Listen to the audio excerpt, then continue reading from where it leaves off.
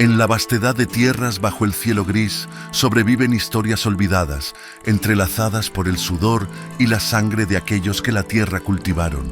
Entre murmullos del pasado y ecos de antiguas obligaciones emerge la vida cotidiana oculta, llena de sombras y chispas de una vida rústica. Caminemos por los senderos olvidados para descubrir los secretos de una era que definió los cimientos del mundo moderno. Hola, viajeros de la historia. Hoy conoceremos cómo era la vida de un campesino en la Edad Media.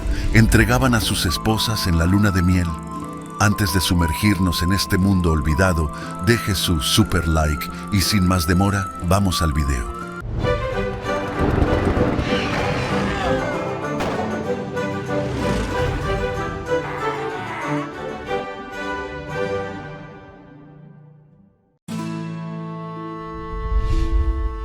El amanecer del campesino.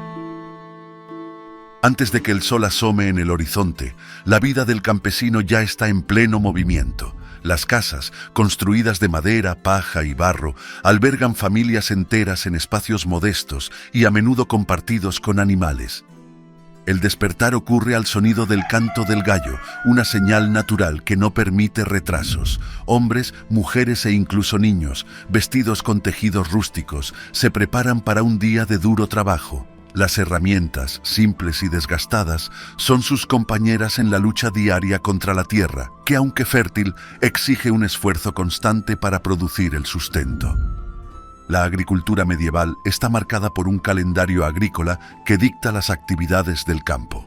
La rotación trienal, una innovación de la época, divide las tierras en tres partes. Una para el trigo, otra para leguminosas como guisantes y lentejas, y una tercera que descansa. Esta técnica mejora la fertilidad del suelo y evita su agotamiento. El arado tirado por bueyes es una vista común y el campesino pasa largas horas inclinado sobre el suelo, sembrando, cuidando y cosechando, bajo la mirada atenta del señor feudal que reclama una parte significativa de la producción como tributo. El trabajo es agotador y el éxito de las cosechas, esencial para la supervivencia de todos. La dieta del campesino es simple y depende de las estaciones del año y de las cosechas. El pan de cebada o centeno es el alimento básico, complementado por verduras y ocasionalmente pequeñas porciones de carne durante festividades o después de un día de matanza en el pueblo. Las sopas se enriquecen con hierbas recogidas en los campos y en tiempos de escasez la alimentación se reduce a papillas diluidas. La cerveza, ligera y poco alcohólica, es una bebida común, sirviendo tanto para saciar la sed como para proporcionar una sensación temporal de calor durante los largos inviernos.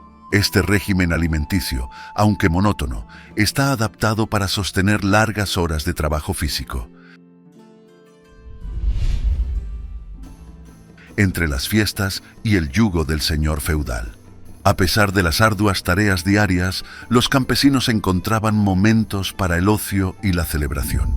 Festivales estacionales, como los marcados por los solsticios de verano e invierno, eran oportunidades para que la comunidad se reuniera en celebración. Durante tales eventos, bailes alrededor de fogatas, competencias de fuerza y habilidad y la compartición de una rara comida abundante eran comunes. Juegos rústicos como tira y afloja y carreras de sacos proporcionaban un respiro necesario del trabajo cotidiano. Estos momentos no solo reforzaban la cohesión social, sino que también servían para celebrar las estaciones y los ciclos de la naturaleza que tan profundamente influenciaban sus vidas. La vida del campesino estaba intrínsecamente ligada a las obligaciones feudales. Esta relación estaba definida por el trabajo en la gleba del señor feudal, además del pago de diversos tributos. Cada familia debía entregar parte de su cosecha y en muchos casos dedicar varios días de la semana para trabajar en las tierras del señor sin remuneración. Estas obligaciones eran rigurosamente impuestas y el incumplimiento podría resultar en castigos severos. La dependencia de los campesinos respecto a los señores feudales era no solo económica, sino también jurídica y militar, configurando un sistema donde poca autonomía era posible.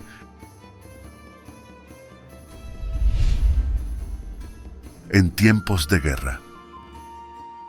Los campesinos, aunque raramente entrenados para el combate, eran frecuentemente convocados para servir en conflictos feudales, armados principalmente con herramientas adaptadas como armas, como hoces y bastones, y vistiendo armaduras improvisadas, eran la línea de frente en batallas que poco prometían más que desolación. Estas guerras, frecuentemente originadas por disputas de tierras o venganzas entre nobles, obligaban a los campesinos a dejar sus cosechas y familias para enfrentar peligros inmensos. La participación en conflictos era una realidad dura que traía pocos beneficios y muchos sacrificios para los campesinos, destacando la vulnerabilidad de sus vidas en la estructura feudal. La ley de la primera noche. La ley de la primera noche, también conocida por muchos como derecho de pernada, es un tema rodeado de controversia histórica. Según esta práctica, el señor feudal tendría el derecho de pasar la primera noche con la novia de un campesino. Aunque la veracidad y la frecuencia de esta práctica son objeto de debate entre historiadores, a menudo se cita como ejemplo de la extrema opresión que vivían los campesinos. Este supuesto derecho destaca el poder desequilibrado de los señores feudales y la subyugación sexual y social a la que estaban sometidos los campesinos, contribuyendo a la narrativa de una vida marcada por abusos y explotación. Entre la ignorancia y el conocimiento. El acceso a la educación para los campesinos era extremadamente limitado. La mayoría de los niños campesinos no asistían a escuelas. En cambio, sus vidas estaban dedicadas al aprendizaje de las tareas agrícolas. Los pocos que tenían la oportunidad de aprender algo más generalmente eran enseñados por clérigos locales, donde podían aprender un poco de latín o aritmética básica. Esta enseñanza, cuando disponible, estaba orientada a la supervivencia y al mantenimiento del orden social, reforzando las habilidades prácticas y religiosas necesarias para la vida comunitaria dentro del feudo. Las condiciones de higiene en la vida campesina eran precarias. Los baños eran raros y generalmente se limitaban a aguas frías de ríos o lagos. Las enfermedades eran frecuentes y a menudo devastadoras, con brotes de peste y fiebre siendo comunes. La medicina era rudimentaria, basada en hierbas y remedios caseros, y el conocimiento médico estaba lejos del alcance de la mayoría. La expectativa de vida era baja, y los desafíos de salud contribuían significativamente a la dureza de la vida campesina. La religión desempeñaba un papel central en la vida de los campesinos, ofreciendo consuelo espiritual y una forma de explicar y enfrentar las adversidades. La iglesia era el centro social y espiritual de las comunidades rurales, y las festividades religiosas marcaban el ritmo del año. Las supersticiones y creencias en brujas, espíritus y presagios también eran comunes e influían profundamente en la visión del mundo de los campesinos. Estos elementos místicos, entrelazados con la fe cristiana, formaban un tapiz de creencias que guiaba sus vidas diarias y sus interacciones con el mundo natural y sobrenatural.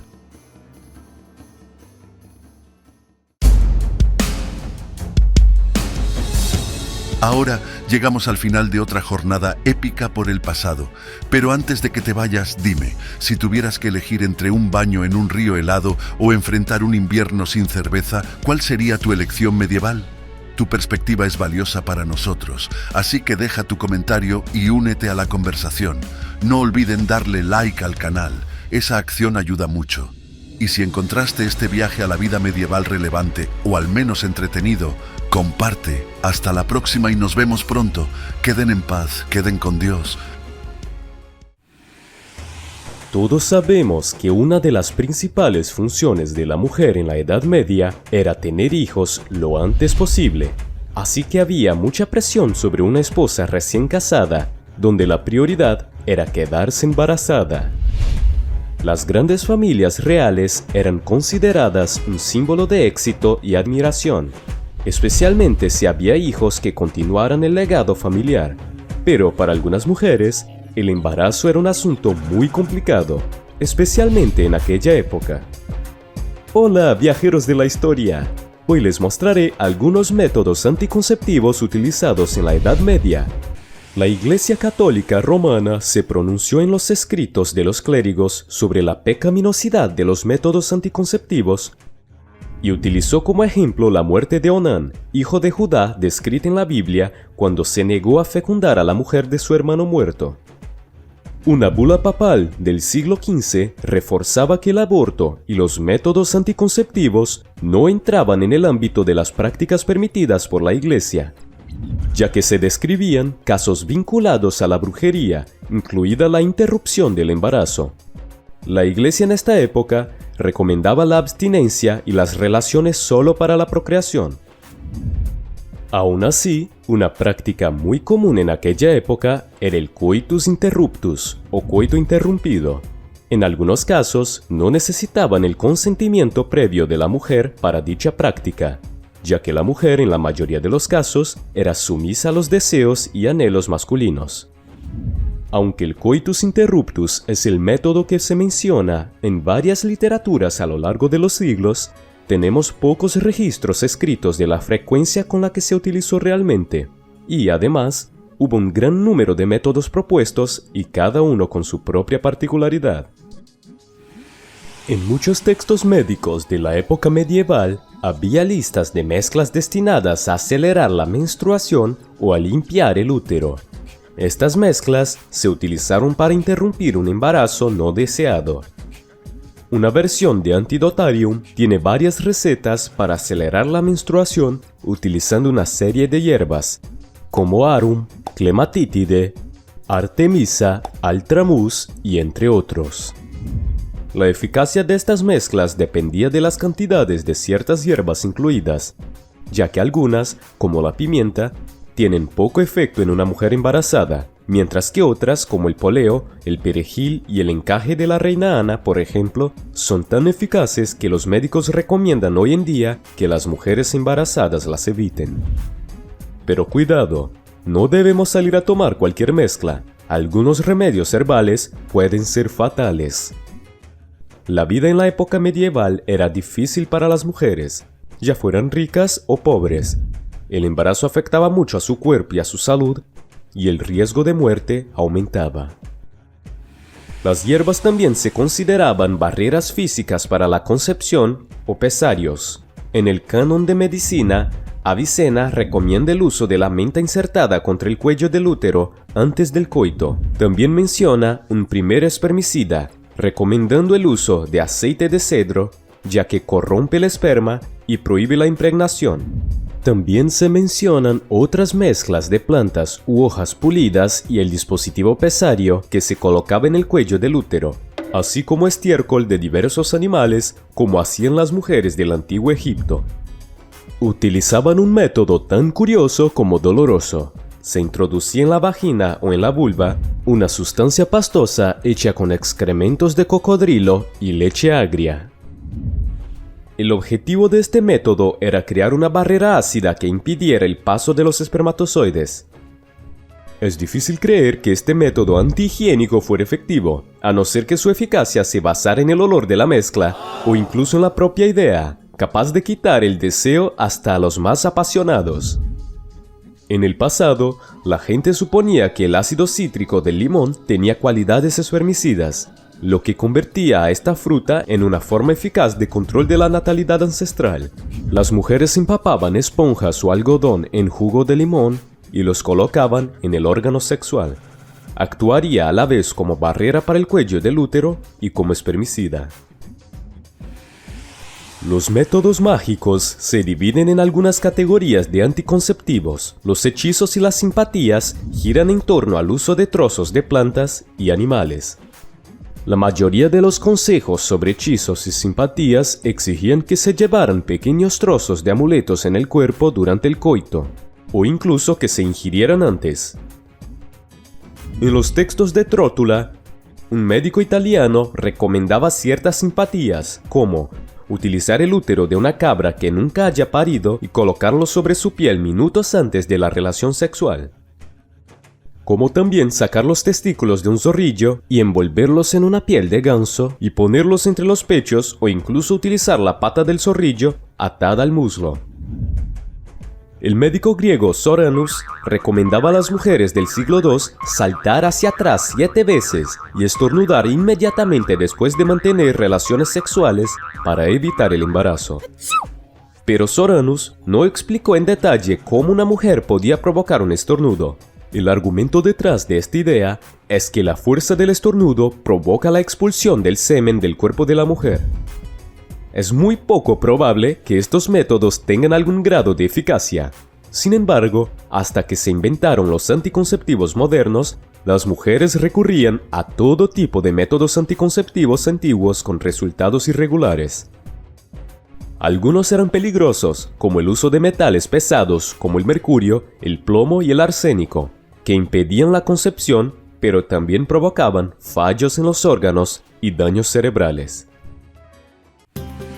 Si pensabas que vivir en la Edad Media era comer, beber y vivir grandes aventuras, pues me gustaría decirte que solo vivir en la Edad Media ya era una buena aventura.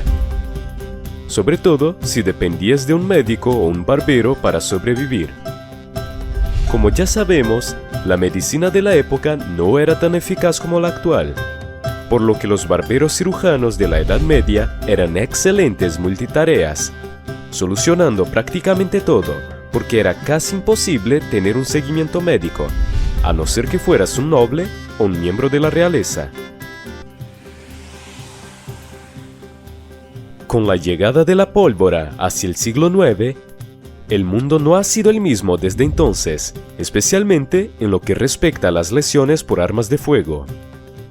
Antes de que el famoso barbero francés Ambroise Paré se diera cuenta de la locura que suponía, los barberos medievales solían verter aceite hirviendo sobre las heridas de bala para cauterizarlas. Así es, además del dolor de la herida, el paciente también recibiría aceite caliente. En la batalla de Turín de 1536, Paré se quedó sin aceite y se vio obligado a improvisar, juntando algunas yemas de huevo, aceite de rosa y trementina, que es un diluyente de pintura. Tras una noche de insomnio en el campo de batalla, Paré se despertó para comprobar que su mezcla, por extraña que fuera, funcionaba mucho mejor que el aceite hirviendo. Este es un método muy utilizado en el siglo pasado. Aunque le dé asco a la mayoría de la gente, es un hecho que la orina humana se ha utilizado como agente limpiador durante mucho tiempo. Los romanos lo sabían. De hecho, incluso reciclaban su orina para ayudar a limpiar sus túnicas, ya que la orina contiene amoníaco, que sirve como agente blanqueador para los tejidos. Los barberos de la Edad Media también utilizaban la orina vieja como champú. De hecho, lo vendían. El barbero creía que, además de limpiar los tejidos, podían limpiar el cabello, darle brillo y suavidad, y una gran oportunidad de ganar dinero extra. En un documento fechado en 1499 llamado El oro de los barberos de la Universidad de Oxford, se revela que la clase baja de los barberos medievales no podía permitirse el lujo de comprar jabón de afeitar, por lo que utilizaban espuma de cerveza para pasar en la cara de sus clientes y así afeitarlos. Así es como lo oíste, espuma de cerveza como espuma de afeitar. Creo que la clientela era fiel e incluso los que no tenían barba encontrarían la manera de afeitarse, ¿verdad?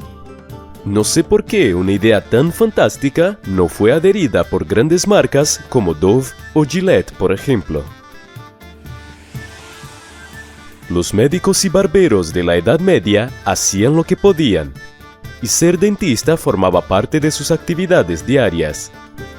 A diferencia de hoy, para blanquear sus dientes tenían una técnica infalible, un poco chocante para nosotros, pero moderna para la época. Para empezar, el barbero se raspaba los dientes con palillos y trozos de tela. Hasta ahora todo va bien. Pero para blanquear los dientes, el barbero utilizaba algo llamado Aqua Fortis, o agua fuerte. Es una marca muy buena, ¿verdad? Aqua Fortis suena saludable, ¿no? Pero el Aqua Fortis es en realidad ácido nítrico altamente corrosivo. El ácido nítrico hacía todo el trabajo corrosivo en los dientes y despojaba el esmalte natural. Y en consecuencia, destruía los dientes de afuera hacia adentro.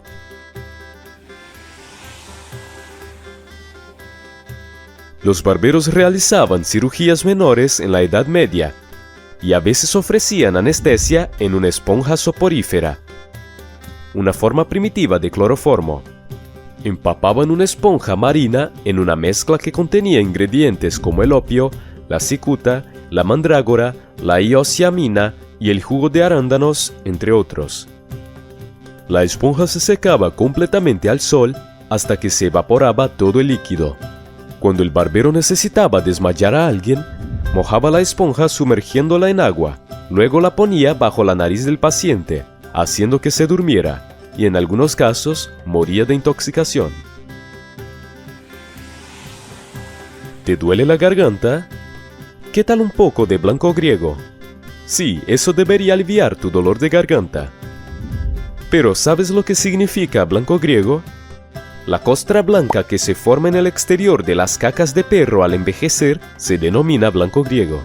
Los médicos y barberos medievales prescribían el blanco griego para el dolor de garganta, la amigdalitis y las enfermedades pulmonares. También se aplicaba externamente para disolver tumores. No solo era útil la caca de perro, sino que el estiércol de diferentes animales tenía usos terapéuticos para distintas enfermedades. Los excrementos de ratón, por ejemplo, se utilizaban para las lombrices intestinales.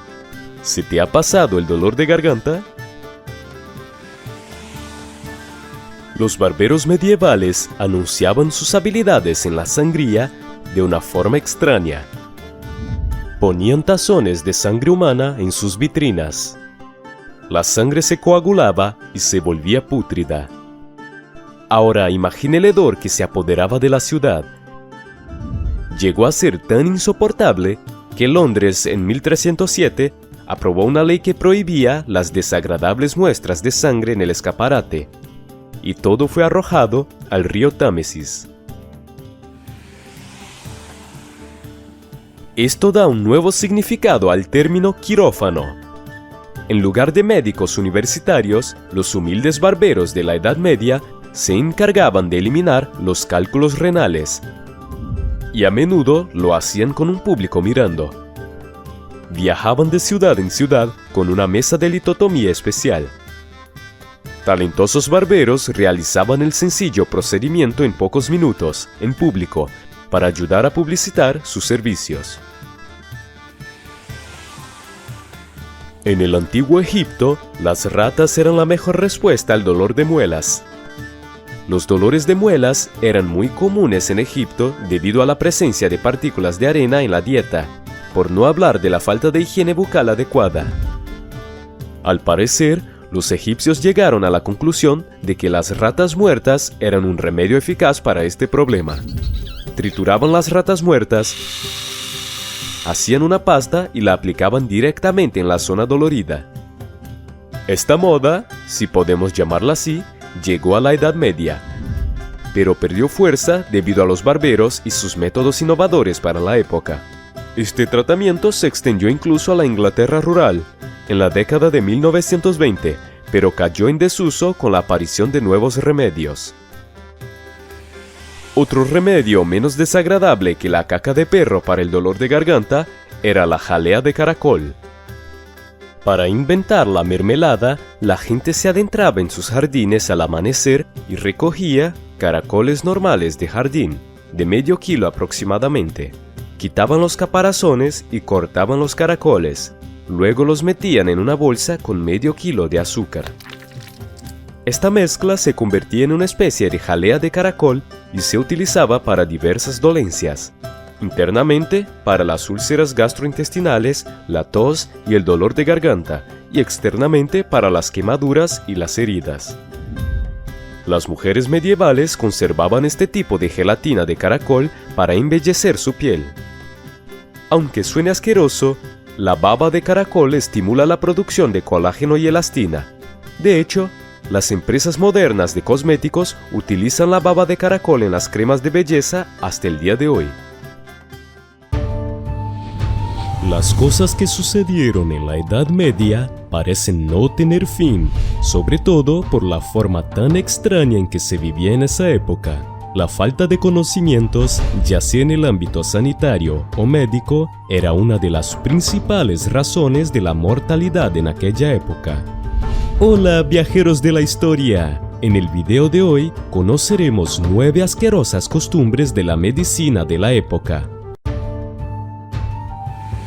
Desde la antigüedad, los médicos han utilizado las larvas para ayudar a limpiar las heridas y prevenir las infecciones.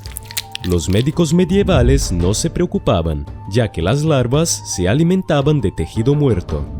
Un estudio publicado en la revista estadounidense Archives of Dermatology demostró que las larvas colocadas en las incisiones quirúrgicas ayudaban a eliminar más tejido muerto de los lugares que el desbridamiento quirúrgico estándar. La trepanación es un procedimiento quirúrgico que consiste en perforar un agujero en el cráneo humano. Este doloroso agujero deja al descubierto la dura madre, una membrana externa del cerebro que los médicos utilizan para tratar diversos problemas de salud. Los médicos utilizaban esta práctica en la Edad Media para tratar enfermedades como la epilepsia, las migrañas y diversos trastornos mentales. Si sufrías de depresión, solo tenías que hacerte un pequeño agujero en la cabeza y todo estaba bien. Por desgracia, el agujero en la cabeza solía exponer el cerebro a los gérmenes del aire, lo que solía ser mortal para los pacientes. Un tratamiento no efectivo, pero muy utilizado para tratar las hemorroides, era la quema de las llagas. Los médicos utilizaban hierro caliente con brasas para tratar a los pacientes que padecían esta enfermedad. Uno de los que tuvo suerte fue San Fiacre, conocido como el patrón de las hemorroides. Se cuenta que San Fiacre, un monje irlandés del siglo VII que padecía la enfermedad, se sentó en una roca dura y se curó milagrosamente de su enfermedad. Después de esto, la roca pasó a ser conocida como la Roca de San Fiacre. Algunos médicos medievales que creían en la historia hacían que sus pacientes se sentaran en la famosa piedra durante unas horas para curarse de la enfermedad. Que se hayan curado o no es otra historia.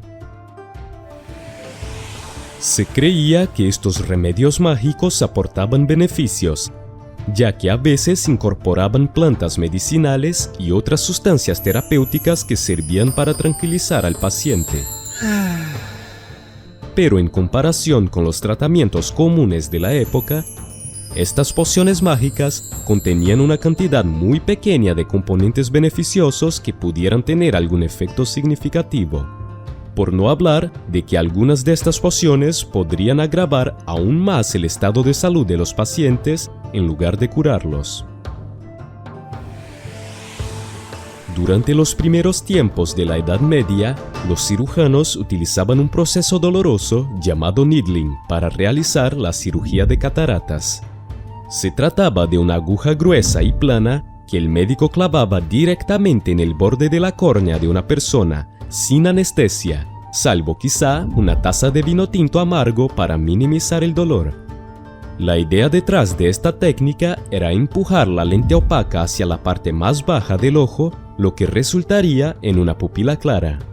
Sin embargo, el paciente enfermo solía quedarse con los ojos desenfocados. El resultado era un ojo que solo veía cosas grandes de cerca. Los catéteres se utilizaban en la época medieval para aliviar las enfermedades urinarias dolorosas. En aquella época había una falta de antibióticos y un exceso de virus venéreos, como la sífilis, por lo que muchas personas sufrían problemas de obstrucción de la vejiga. El catéter medieval consistía en un tubo de metal que se introducía dolorosamente en la uretra y luego en la vejiga. Cuando un tubo no podía entrar en la vejiga de una persona, los médicos utilizaban otras tácticas igualmente dolorosas. La sangría era una forma de tratamiento muy popular en la Edad Media, utilizada para curar numerosas enfermedades. Normalmente la practicaban cirujanos y barberos que tenían algunos conocimientos en el campo de la medicina. El procedimiento era sencillo. Con un corte tradicional en la vena, normalmente en el brazo, dejaban que el paciente sangrara. El proceso de sangrado es un concepto que, en su momento, estaba estrechamente vinculado a la teoría de los 4 humores. Esta teoría distinguía 4 fluidos corporales, los humores, la bilis negra, la bilis amarilla, la linfa y la sangre. Al igual que las fiestas actuales, las celebraciones en la Edad Media se hacían con muchas bebidas y, como todos sabemos, con resacas al día siguiente. En Inglaterra, durante la Edad Media, se prescribían anguilas crudas con algunas almendras amargas molidas para curar la resaca, debido a la creencia de que las anguilas absorbían los restos de alcohol en el organismo.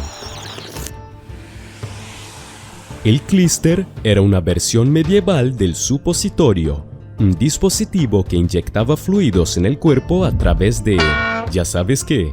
Era una tubería conectada a un recipiente. El tubo iba ahí dentro, mientras que en el recipiente estaba la medicina. En la Edad Media, las creencias cristianas estaban tan llenas de normas que incluso una relación de pareja debía pasar por una serie de pasos normativos para ser aceptada por el cristianismo primitivo. La vida conyugal era tan rígida, por ejemplo, que incluso un día y una posición equivocados podían llevarte directamente al infierno. Eso es exactamente lo que has oído. Tu vida matrimonial podría estar en pecado aunque no hayas cometido adulterio o actos de violencia. Hola, viajeros de la historia. Hoy conoceremos algunos de estos hechos que han cambiado con el tiempo y otros que han perdurado durante siglos. La iglesia cristiana primitiva limitaba las relaciones sexuales incluso entre personas casadas. Las leyes religiosas y las proclamas emitidas por la Iglesia Católica intentaron restringir cuándo se podía tener relaciones con otras personas y acabaron prohibiendo la mayor parte del año. Sin esos momentos felices los domingos, era una regla proclamada. Como creen que el domingo es sagrado, el día del Señor, por lo tanto, no debe ser contaminado por la lujuria. Así, se prohibió cualquier práctica del acto en domingo. Y no servía de nada hacer planes para los jueves o los viernes, porque esos días debían ser de preparación para la comunión. La relación también estaba prohibida durante la Cuaresma, antes de Navidad y en la fiesta de Pentecostés, lo que sumaba más de 5 meses en los que era prohibida. Además, los primeros cristianos no debían tener relaciones sexuales en los días de fiesta, así pues márquelo en su calendario para no olvidar el día de. Al igual que hoy, la zoofilia estaba prohibida y, por lo general, la mayoría de las sociedades desaprueban ese comportamiento. El cristianismo primitivo no es una excepción, pero la Iglesia hizo una gran distinción en sus castigos para la bestialidad. Un penitencial, un libro o conjunto de reglas eclesiásticas para que los sacerdotes den castigos por los pecados. ¿Has fornicado con la naturaleza? ¿Con una yegua o una vaca o un burro? Si el hombre respondía que sí, el sacerdote debía averiguar si el hombre estaba casado. Si no tenía esposa que le permitiera gastar su lujuria, debía hacer penitencia durante 40 días. Sin embargo, si tenía una esposa, debía hacer penitencia durante 10 años. La cuestión era que los casados debían utilizar a su cónyuge para librarse de los deseos lascivos, pero la Iglesia básicamente dijo que la bestialidad no era tan mala si eras soltero. La Iglesia cristiana primitiva sostenía que la relación de pareja existía con un solo propósito, la procreación. Esta idea dio forma a muchas de las reglas sobre las relaciones. Una de ellas era la prohibición de acostarse con mujeres embarazadas. La Iglesia dijo que era innecesario, ya que si la mujer estaba embarazada, no podía volver a quedarse embarazada. Además, los primeros cristianos creían que hacer el amor durante el embarazo podía provocar abortos o defectos de nacimiento, una creencia que lleva años abolida y que hoy en día la medicina ha demostrado los beneficios e incluso aprueba las relaciones con las embarazadas. A diferencia de hoy, los primeros cristianos sostenían que el celibato era la mejor opción porque eliminaba por completo la influencia corruptora de la relación. Pero la política de la Iglesia no era que los sacerdotes tuvieran que ser célibes hasta más de 1000 años después de Cristo. Durante gran parte del cristianismo primitivo, los sacerdotes podían casarse y tener hijos. No fue hasta el primer y segundo concilio de Letrán, en 1123 y 1139, que la Iglesia Católica prohibió oficialmente que los sacerdotes se casaran. Pero los sacerdotes casados debían seguir todas las demás normas ya establecidas por la Iglesia y que ellos mismos aplicaban a los fieles. El mantenimiento del celibato se defendería aún en otro concilio de Letrán en 1215 y en el concilio de Trento entre 1545 y 1563. Muchos dicen que a partir del siglo X, la Iglesia se endureció con el celibato para no deshacer o compartir los feudos con los hijos de los sacerdotes. Esto puede ser incluso cierto, pero el sentido mayor es que debe haber un misionero que sea libre de asumir misiones y cargos. En la larga lista de actos condenados por Tomás de Aquino hay que incluir el acostarse por placer. Aquino advirtió que un hombre que se acostaba con su mujer solo por placer la trataba como una prostituta. No era solo amar, reprendió Aquino, es solo para la procreación. Sentir cualquier tipo de placer al hacerlo era esencialmente lo mismo que la prostitución. San Jerónimo estaba de acuerdo, declarando en el siglo IV que un hombre que está demasiado enamorado de su mujer es un adúltero. Si eres de los que no les gusta bañarse o solo lo hacen de vez en cuando, sabrás que vivirías en paz en la Edad Media. Aunque la higiene también formaba parte de esa época, era muy diferente a lo que estamos acostumbrados hoy en día. Hola, viajeros de la historia. Hoy les voy a mostrar en este video cómo era la higiene en la Edad Media. El mundo medieval estaba plagado de piojos y pulgas, diminutas criaturas que se encontraban en la ropa de cama y el pelo. Incluso los aristócratas medievales más ricos y los monjes más santos fueron víctimas de estos insectos. Se dice que San Francisco de Asís llamaba a las pulgas y a los piojos perlas de la pobreza. La limpieza, o podemos decir la exterminación de estos insectos, era realizada por las mujeres con la ayuda de una especie de escoba pequeña en cualquier lugar posible. Si se hacía cerca de las ventanas y cerca del fuego, era aún mejor. Lo importante era limpiar las cabezas de estos chupasangres lo antes posible. El agua que abastecía los castillos y las ciudades medievales estaba contaminada en su mayor parte por los residuos y todo tipo de suciedad que se arrojaba a los ríos y afluentes. Muchas ciudades llevaban agua dulce para satisfacer las necesidades de la población. Sin embargo, los pozos eran igualmente problemáticos, especialmente cuando las zonas pobladas se expandían y las aguas subterráneas se contaminaban. Ciudades como Siena intentaron regular el acceso a las fuentes públicas de agua, pero no tuvieron éxito. Además de la falta de saneamiento básico, los habitantes de la ciudad arrojaban residuos desde sus ventanas y todo tipo de suciedad a los ríos. Por eso mucha gente optó por beber cerveza y vino en lugar de agua, aun sabiendo que podía causar un gran problema de salud. Por no hablar de que el agua se consideraba una bebida para las clases bajas, y era temida por su impureza. La importancia de unos dientes limpios y un aliento fresco no pasaba desapercibida en el mundo medieval. La limpieza de los alimentos entre los dientes se hacía con lo que se tenía en la mano. Los primeros cepillos de dientes se hacían con ramitas de avellano con un extremo envuelto en tela. Como alternativa al cepillado, algunas personas se limpiaban los dientes masticando malva, que es una planta que crece en zonas pantanosas. También masticaban hojas de menta o semillas de hinojo y anís, o se enjuagaban la boca con agua o vino mezclado con vinagre. El baño público en un arroyo o en los ríos era una actividad habitual. En la época medieval, incluso los baños privados implicaban a otras personas.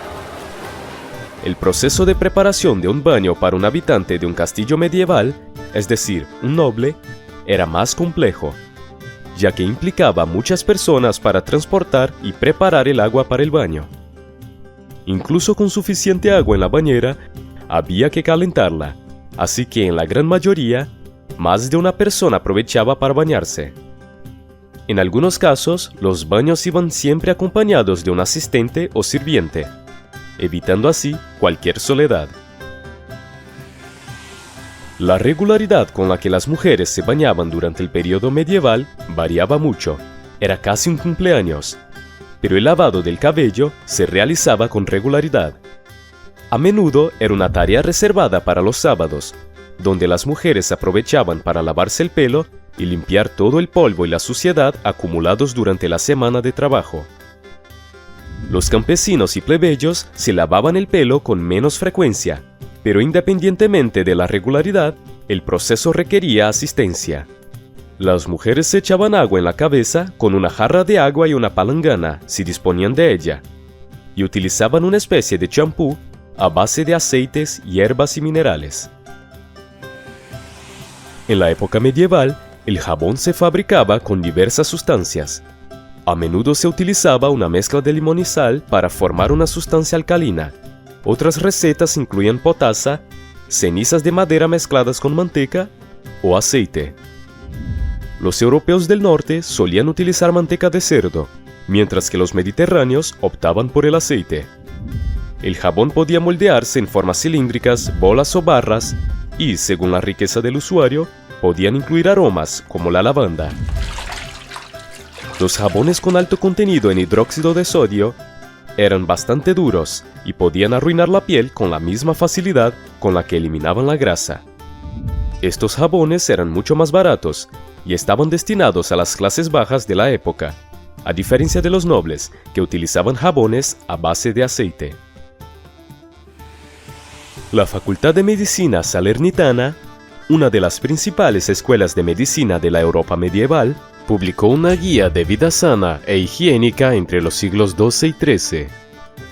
Basándose en textos clásicos como los de Hipócrates y Claudio Galeno, así como en obras árabes, el Regimen Sanitatis Salernitanum incluía consejos sobre una dieta saludable, remedios para el dolor de cabeza e incluso disciplinas de salud matutina.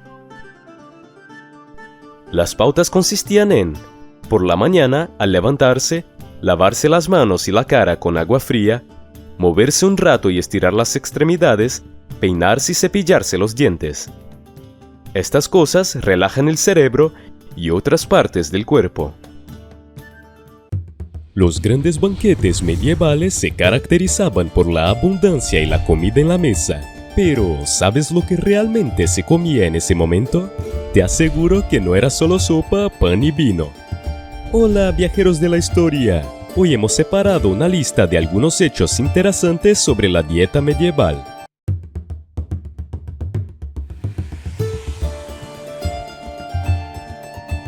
Leche de almendras. Puede que sea una leche alternativa de moda popular entre los vegetarianos y veganos del siglo XXI, pero en la época medieval, la leche de almendras se preparaba por razones prácticas. Cuando la iglesia declaraba un día de ayuno, por ejemplo, la gente no podía comer carne ni leche animal, así que los cocineros optaban por la leche de almendras o de frutos secos como alternativa, y la utilizaban incluso para hacer mantequilla. También era útil porque podía almacenarse sin peligro de estropearse, a diferencia de la leche animal, que se estropeaba rápidamente. La leche de almendras era un ingrediente tan común que todos los libros de recetas de la época la pedían.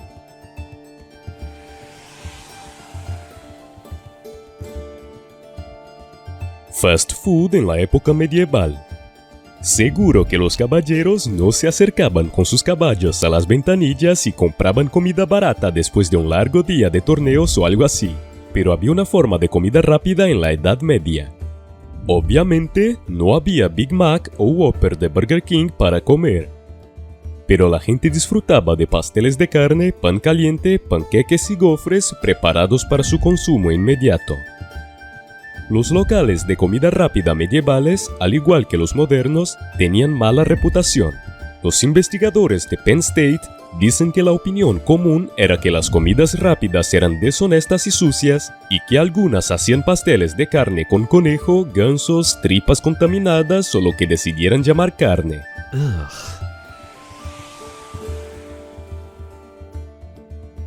Comían pan y grano. La mayoría de los habitantes de la Europa medieval comían más de medio kilo de pan y cereales al día, incluyendo hasta un galón de cerveza de bajo contenido alcohólico. Cereales como el trigo, el centeno, la avena y la cebada se hervían en forma de gachas, se hacían panes y solo ocasionalmente se acompañaban de aves, cerdo o cualquier carne disponible. Los medievales también comían guisantes, lentejas y pescado para obtener su dosis extra de proteínas. Un kilo de pan de centeno representaba la friolera de 3.000 calorías, acompañado de 4 litros de cerveza que equivalían a 1.500 calorías más. Pero teniendo en cuenta que las jornadas de trabajo en verano para un campesino medieval duraban hasta 12 horas, era muy fácil quemar calorías en aquella época.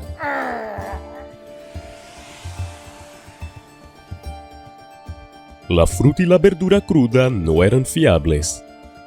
Comer exclusivamente alimentos crudos es una tendencia moderna que habría confundido a los medievales. Los investigadores de la British Library Board afirman que todas las frutas y verduras se cocinaban porque se creía que las crudas causaban enfermedades. Un libro de cocina del siglo XVI, por ejemplo, advertía contra las ensaladas y la fruta cruda en particular.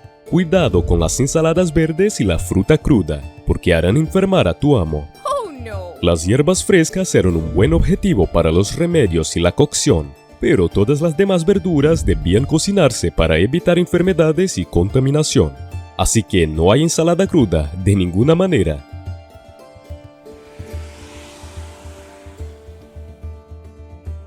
El lechón era una langosta medieval. El estereotipo de un cerdo o jabalí entero asado como parte de un banquete medieval es históricamente correcto. El cerdo se consideraba una de las fuentes más importantes de carne y grasa en la Europa medieval. El lechón, que se representa en las películas, un cerdito que probablemente mamó unas horas antes de ser asado, se consideraba un manjar que se disfrutaba tanto como la langosta o la ternera en la actualidad. Los historiadores dicen que la carne de los cachorros en general era muy apreciada en la época. La cerda madre también se consideraba un manjar, o al menos parte de ella. El útero de la cerda era muy solicitado y aparecía en los recetarios medievales.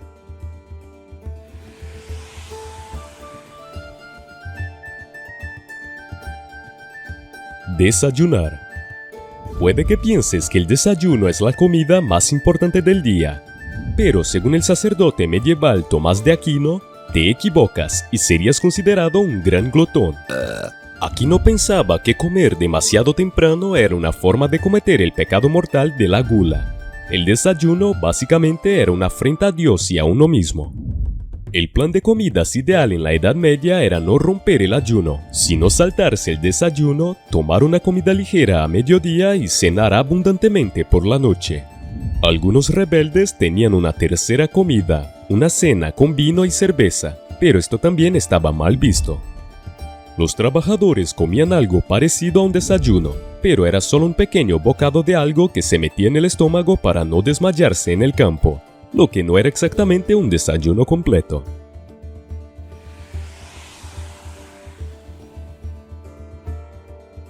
Cualquier carne era carne. La carne era bastante difícil de conseguir para los campesinos de la Europa medieval, pero incluso los ricos no eran exigentes en cuanto al tipo de carne que comían. Los registros de la época indican que la gente comía buitres, gaviotas, garzas, cisnes, pavos reales, pollos, marsopas, focas, ballenas, erizos, bacalao, salmón, sardinas, cangrejos del río y ostras. En resumen, todo lo que tenía carne era carne.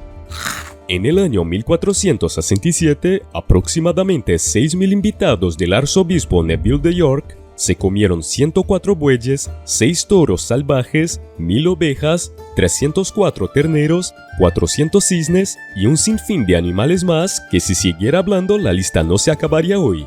Solo sé que era mucha carne. Y para ayudar a bajarlo todo había 1200 litros de cerveza y 400 litros de vino.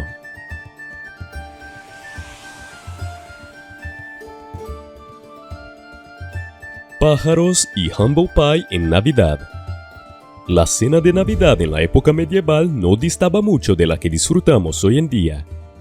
Asaban una gran variedad de aves dependiendo de las que pudieran pagar. Los ricos comían ganso o incluso cisnes si el rey se lo permitía. Eran un poco más elaborados y ricos con su condimento de aves. Una crema de azafrán con mantequilla era una preparación popular.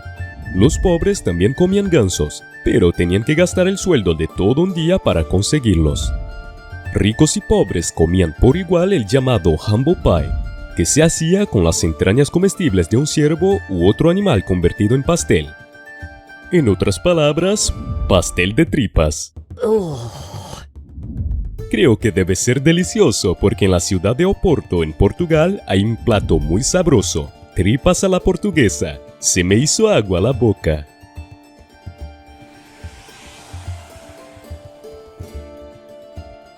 Los frijoles lo cambiaron todo. El escritor y profesor italiano Umberto Eco sostiene que cuando el cultivo de legumbres comenzó a extenderse en el siglo X, fue tan revolucionario para Europa que hay que agradecer a los frijoles la supervivencia y prosperidad de la civilización occidental durante la Edad Media y hasta nuestros días. Es una afirmación atrevida, pero Umberto la argumenta con fuerza, diciendo que los trabajadores pudieron comer más proteínas. Como resultado, se volvieron más robustos, vivieron más tiempo, criaron más hijos y repoblaron un continente. La población europea se duplicó en unos cientos de años después de la aparición de los frijoles, y Eco cree que por eso los pobres pudieron por fin cuidar los campos adecuadamente. Antes de que se generalizara el cultivo de frijoles, los trabajadores se esforzaban por obtener sus proteínas. Los pobres en aquella remota Edad Media no comían carne a no ser que consiguieran criar unas cuantas gallinas o se decidieran a cazar.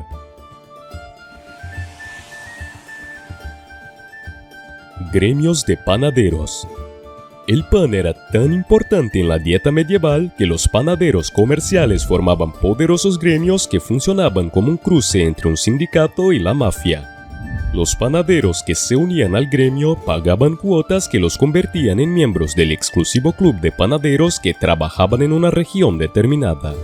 Estas cuotas podrían pagarse en el futuro si le ocurriera algo a su negocio o a su familia. Estos gremios también protegían ferozmente las recetas familiares de los maestros panaderos y se aseguraban de que nadie abriera panaderías utilizando secretos robados.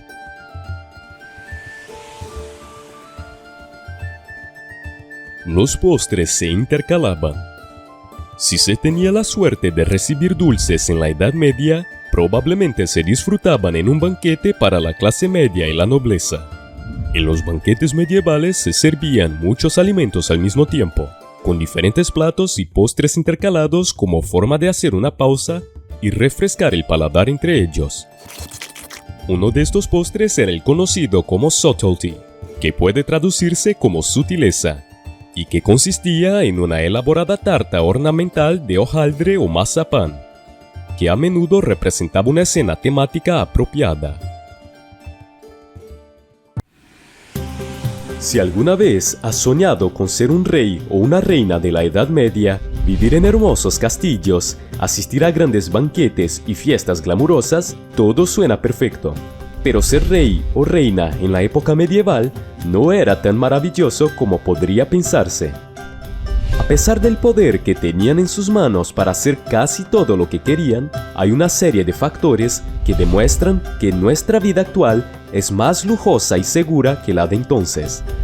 Hola, viajeros de la historia. Hoy les mostraremos cómo la vida de la realeza no era tan maravillosa. Afortunadamente, hoy en día existen varios tratamientos para la peste bubónica, también conocida como peste negra. Pero esta enfermedad era una seria amenaza para los monarcas medievales. Cuando un brote masivo arrasó Europa a mediados del siglo XIV, murió un tercio de la población total del continente. Para curar la peste bubónica, algunas personas ataban pollos vivos alrededor de sus bubones hinchados. Las pócimas eran una alternativa popular y se mezclaban a menudo con mercurio y arsénico, que los fabricantes afirmaban que era cuerno de unicornio. Algunas bebidas curativas incluían piedras preciosas molidas, como esmeraldas y zafiros. Hoy estamos completamente seguros de que eso no evitó la peste, y ni siquiera necesitamos decir que beber mercurio o piedras molidas no mejora la salud. La mayoría de los miembros de la realeza medieval se casaron por razones políticas, estableciendo tratados entre sus respectivos países de origen. Los matrimonios mixtos entre familias a lo largo de sucesivas generaciones hacían que los cónyuges reales fueran a menudo primos. Irónicamente, la Iglesia prohibió la consanguinidad dentro del séptimo grado hasta el siglo XIII, pero la mayoría de los nobles recibieron una dispensa papal o simplemente ignoraron las reglas. Algunos de los reyes medievales más famosos y sus cónyuges eran primos por motivos diplomáticos. Guillermo el Conquistador y su esposa, Matilde de Flandes, eran parientes lejanos y él desafió al Papa para casarse con ella. Isabel de Castilla y Fernando de Aragón eran primos segundos, y la larga historia de incesto en su familia provocó muchas complicaciones de salud.